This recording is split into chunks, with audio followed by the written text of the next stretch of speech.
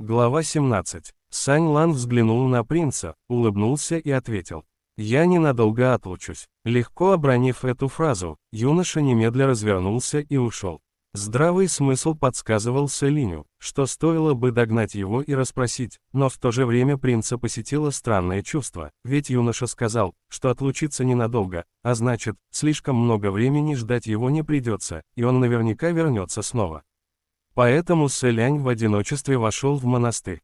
Порывшись в куче барахла, которое он вчера вечером насобирал, шатаясь по улицам поселка, Сэлянь одной рукой вытащил котелок, а другой нашарил широкий кухонный нож. Оглядев фрукты и овощи, лежащие на столе, принц принялся за дело. Прошло около получаса, когда снаружи монастыря водных каштанов все-таки послышался звук шагов. Шаг был неспешным, но и не прогулочным. Едва услышав этот звук, можно было легко представить юношу, вольготно выхаживающего по дороге к монастырю. К тому времени овощи в руках Сэляня уже превратились в два блюда, на которые он смотрел уши так и сяк, но в конце концов тяжко вздохнул, не желая больше смотреть, вышел на улицу и, как ожидал, снова увидел Сань Лана. Юноша стоял снаружи и, вероятно, от того, что солнце пекло слишком сильно, снял верхнюю красную рубаху и небрежно повязал ее на поясе. Сверху осталась лишь легкая белая сорочка, рукава которой юноша закатал, всем своим видом выражая любовь к чистоте. Одной ногой наступив на прямоугольную доску, в левой руке он крутил меч для рубки хвороста. Наверное, позаимствовал у какого-нибудь местного жителя. С виду меч казался притупленным и тяжелым, но при этом в руках юноши порхал легко и быстро, даже, кажется, сделался остро заточенным, время от времени откалывая щепки от доски, словно снимая шкуру. Мельком заметив, что Сэлянь вышел из монастыря, Сань Лан объяснил. «Хочу кое-что смастерить». Сэлянь подошел и увидел, что юноша, оказывается, мастерит новую дверь. К тому же, точно по размеру, аккуратную и красивую, с гладкой поверхностью, весьма искусной работы. Поскольку юноша был выходцем не из простолюдин, Сэлянь посчитал, что он, вероятно, совершенный невежда во всем, что касается работы руками. Оказалось же, что юноша справляется с таким нелегким делом вполне проворно, поэтому принц произнес. «Спасибо тебе за помощь, Сань Лан». Сань Лан лишь улыбнулся, ни слова не сказав в ответ, отбросив меч для хвороста в сторону, он установил дверь на место, постучал в нее и обратился к Сэлиню. «Если уж ты собрался рисовать талисман, рисуй сразу на двери, так ведь намного лучше, не находишь?» Договорив, юноша, как ни в чем не бывало, приподнял занавеску и вошел. Внутрь. По всей видимости, суровые заклинания на занавеске совершенно не возымели на юношу устрашающего действия, Сань Лан абсолютно не обратил на них внимания. Сэлянь закрыл новую дверь, потом не сдержался и открыл снова, потом закрыл, опять открыл, закрыл, и подумал, что дверь и впрямь отличная. Вот так он открывал и закрывал ее, пока не осознал, что, должно быть, выглядит весьма глупо. Сань Лан тем временем уже уселся внутри. Сэлянь бросил развлекаться с дверью, вынул тарелку маньтоу, подаренных утром селянами, и поставил на стол. Сань Лан, посмотрев на маньтоу, не обронил ни слова, лишь тихонько усмехнулся, словно что-то разглядел.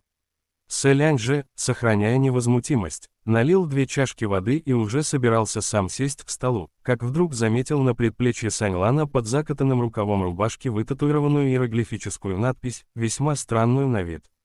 Сань Лан, заметив его взгляд, опустил рукав и с улыбкой пояснил. В детстве наколол. Раз уж юноша скрыл надпись, значит, говорить о ней не собирался. Сэлянь это понял, поэтому сел, поднял взгляд на картину, написанную юношей, и поинтересовался. «Сань Лан, портрет просто замечательный, неужели кто-то из твоей семьи научил тебя рисовать?» Сань Лан, несколько раз проткнув палочками маньтоу, ответил. «Никто меня не учил, я рисовал для собственного удовольствия». Сэлянь продолжал. «Но как же ты научился писать даже картину наследного принца Синьлы под маской бога?» Сань Лан с улыбкой ответил. «Ты разве не сказал, что мне известно все на свете? Конечно, я знаю и как нарисовать его портрет». Ответ звучал весьма нахально, но все же тон юноши остался простодушным и открытым, словно его совершенно не беспокоили подозрения Сэляня, и он не боялся неудобных вопросов. Сэлянь же расплылся в улыбке и больше ничего не спросил. Внезапно снаружи вновь послышался шум и гам. Оба, не сговариваясь, подняли взгляд друг на друга. Кто-то затарабанил в дверь с криком: «Святой! Ох, беда! Святой, на помощь!» Сэлянь, открыв дверь, увидел толпу народа, которая стояла, образовав круг. Староста деревни, заметив принца, обрадованно заголосил: «Святой, этот человек, кажется, при смерти. Скорее же, спаси его!» Услышав, что кто-то при смерти, Сэлянь торопливо подошел разузнать, в чем дело. Оказалось, что толпа окружила монаха, нечесаного, неумытого, да еще с ног до головы покрытого желтым песком. Одежды его были изодраны, а подошвы башмаков стерты до дыр, словно он много дней провел в бегах, а сейчас, не выдержав усталости, свалился без сознания. Тут жители деревни его и подобрали. Сэлянь произнес: «Ни о чем беспокоиться, он еще жив». Наклонившись к бедняге, принц нажал на несколько точек на его теле, попутно замечая при нем немало предметов, таких как восьмиугольный гадательный диск и стальной меч, которые являлись действующими артефактами. Видимо, незнакомец, не просто странствующий путник, от этой мысли сердце Сэляня наполнилось тяжестью. Совсем скоро монах, наконец, постепенно пришел в себя и хрипло проговорил: «Что это за место?» Местные ответили ему: «Это деревня водных каштанов». Монах забормотал: выбрался наконец, удалось сбежать». Оглядевшись по сторонам, он вдруг распахнул глаза и в страхе заголосил: «Спасите, помогите». Подобную реакцию Сэлянь предвидел сразу. Он обратился к монаху: «Уважаемый друг, что же все-таки с вами произошло, кого нужно спасти, в чем дело?» «Не переживайте так, спокойно все расскажите». Жители деревни поддержали: «Ага, бояться не надо, наш местный святой уж точно поможет тебе уладить любое дело». Сэлянь, односельчанам ни разу не приходилось видеть, применял ли он какие-либо чудесные силы, но, тем не менее, они действительно считали его живым божеством, так что Сэлянь даже не знал, что на это ответить, про себя подумав: «Я бы ни в коем случае не стал обещать уладить любое дело». Затем принц задал монаху вопрос: «Откуда ты держишь свой путь?»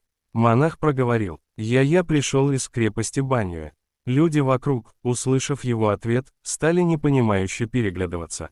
«Где она находится, эта крепость Баньюэ?» Никогда не слышал ничего подобного. Сэлянь же произнес: «Но крепость Баньюэ располагается на северо-западе, весьма далеко от здешних краевых». «Как же ты добрался сюда?» Монах ответил: «Я с огромным трудом выбрался оттуда». Речь его звучала сбивчиво, настрой был крайне неспокойным. В подобной ситуации, чем больше кругом зевак, тем сложнее говорить, язык незнакомца заплетался, он даже расслышать Сэляня не мог, не то что ему ответить, поэтому принц решил: «Давай войдем внутрь и там поговорим». Он помог монаху подняться и повел его в монастырь, через плечо обратившись к жителям деревни: «Прошу всех возвращаться по домам, не нужно здесь толпиться». Но люди никак не унимались. «Святой, но что же с ним случилось?» «Да, что? С ним такое, если помощь нужна, так мы всей деревней поможем». Однако, чем сильнее они распалялись, тем меньше помощи от них можно было ожидать. Сэлиню ничего другого не оставалось, как понизить голос и опасливо проговорить: «Он, возможно, одержим». Его слова повергли жителей в ужас.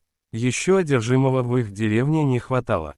Лучше уж на него не глядеть, а поскорее разойтись по домам. Сэлянь, не зная, плакать или смеяться, вошел в монастырь и закрыл за собой дверь. Сань Лан все еще сидел за столом и поигрывал палочками для еды. Его взгляд тоже ярко сверкнул интересом при виде монаха, и Сэлянь ответил: «Все в порядке, не отвлекайся от еды». Усадив монаха, принц встал перед ним и продолжил разговор: «Уважаемый друг, я, хозяин местного монастыря, можно считать, тоже заклинатель, как и ты. Не стоит волноваться, можешь рассказать все, что тебя беспокоит. Возможно, если я в чем-то могу тебе помочь, то сделаю все, что в моих силах». Так что же случилось в крепости Баньюэ?